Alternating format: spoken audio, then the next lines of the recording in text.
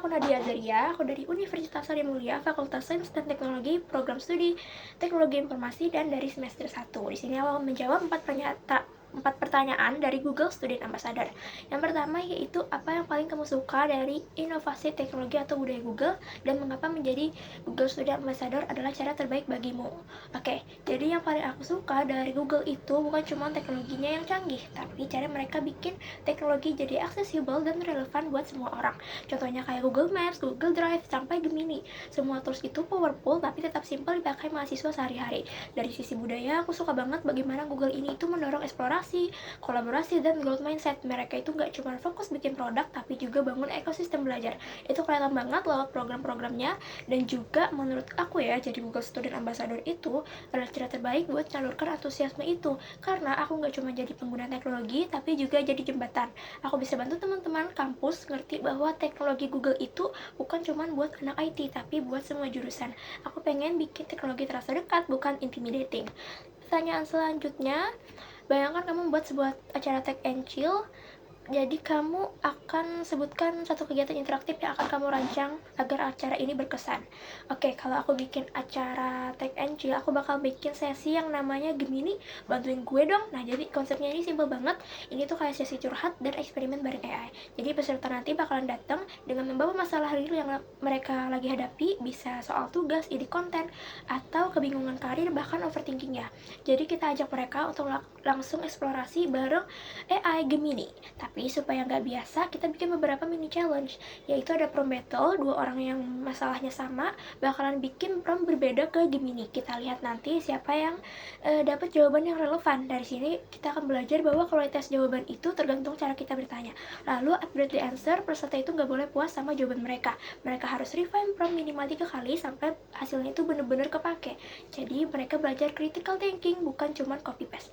Lalu juga ada human versus AI rewrite.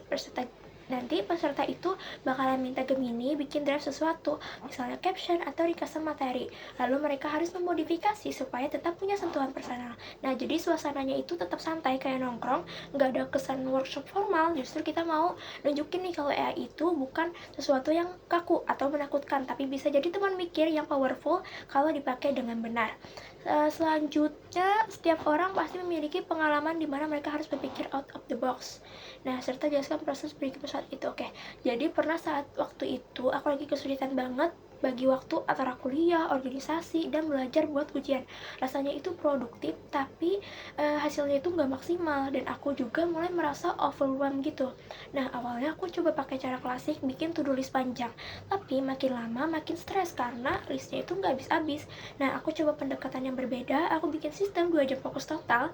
Jadi dalam sehari aku cuma wajib punya 2 sesi fokus masing-masing 1 jam tanpa distraksi sama sekali.